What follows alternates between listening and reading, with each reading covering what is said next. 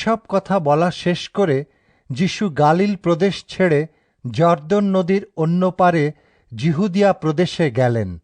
অনেক লোক তার পিছনে পিছনে গেল, আর তিনি সেখানে তাদের সুস্থ করলেন।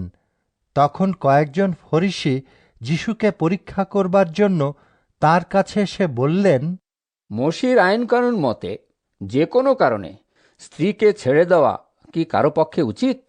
উত্তরে যিশু বললেন, আপনারা কি পড়েননি, সৃষ্টিকর্তা প্রথমে তাদের পুরুষ ও স্ত্রীলোক করে সৃষ্টি করেছিলেন, আর বলেছিলেন, এই জন্যই মানুষ মা বাবাকে ছেড়ে তার স্ত্রীর সঙ্গে এক হয়ে থাকবে, আর তারা দুজন এক দেহ হবে।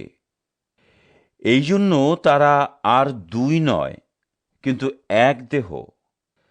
তাই ঈশ্বর যা একসঙ্গে যোগ করেছেন, মানুষ তা আলাদা না করুক। তখন ফরিসিরা তাকে বললেন, তাহলে মোশি কেন ত্যাগপত্র দিয়ে স্ত্রীকে ছেড়ে দিতে আদেশ করেছেন? যিশু তাদের বললেন, আপনাদের মন কঠিন বলেই স্ত্রীকে ছেড়ে দিতে মোশি আপনাদের অনুমতি দিয়েছেন, কিন্তু প্রথম থেকে এই রকম ছিল না। আমি আপনাদের বলছি, যে কেউ ব্যভিচারের দোষ ছাড়া অন্য কোনো কারণে স্ত্রীকে ছেড়ে দিয়ে অন্যকে বিয়ে করে, সে ব্যভিচার করে।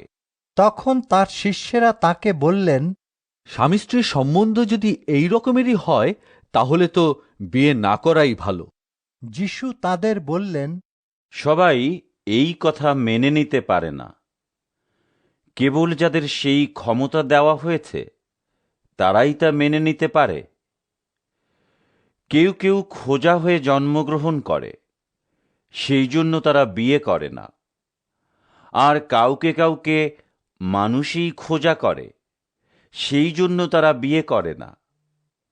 আবার এমন কেউ কেউ আছে যারা স্বর্গরাজ্যের জন্য বিয়ে করবে না বলে মন স্থির করে। যে এই কথা মেনে নিতে পারে, সে মেনে নিক।